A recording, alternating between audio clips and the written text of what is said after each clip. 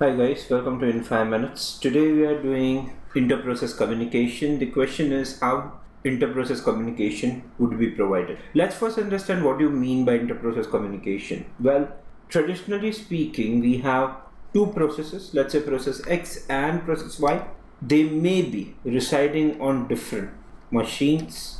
So this is a physical boundary which is connected again through the some kind of network. This is some kind of network. Now process X over here wants to communicate with process Y. What are the options gonna work with? So it is also can be IPC, inter-process communication, or if they are residing on a different machine, then they can be under the RPC, that is remote procedure call.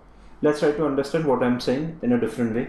I said was one simple thing: if this is entirely one PC, then there will not be network, this will be some kind of a bus. Then whatever communication these two are gonna do would be termed as IPC. But if we are considering that two things, that P of X and process Y both are residing on a different machine, then this would be the network, and what communication between two of them would happen would be called as RPC, that is a remote procedure call. Although my current attention is on IPC itself, so let's understand that Px, that is process X, and Py, that is process Y, belongs to the same machine, that is a single PC. So let's try to understand how they can communicate. Process X can communicate with process Y.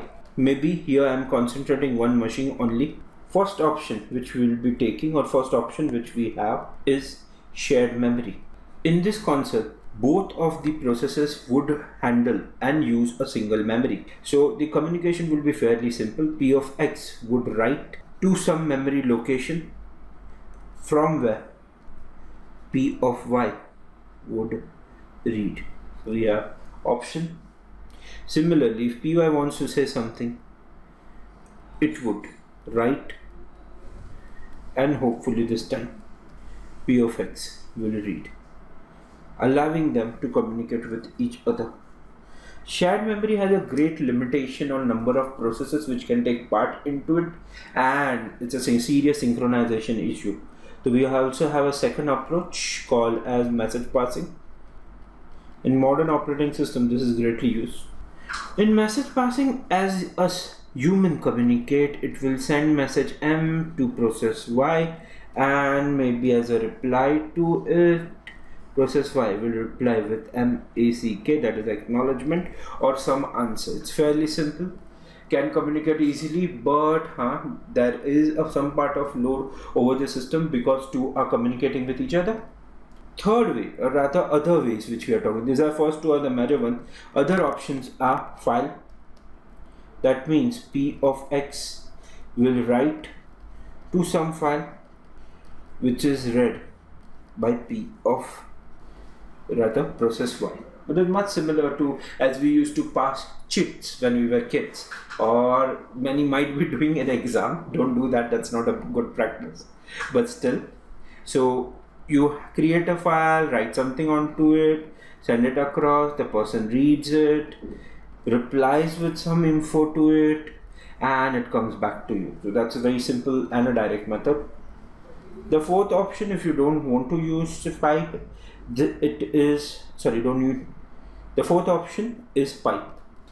Pipe can be understood as diagram where from one side process X will give some data, and pipe will only hold data till the time Py accepts it. Similarly, there will be one more pipe from Py to Px, sending and receiving data between them. The fifth way done is through message queue.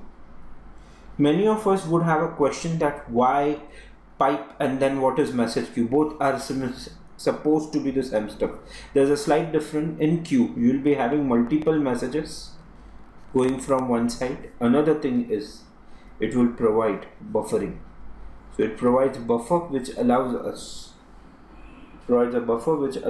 to handle it more efficiently, and even if one of them are inactive, still communication can take place.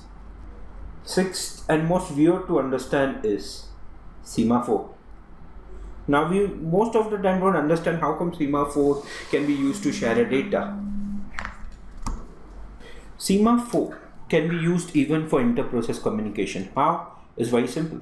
Process X would enter semaphore.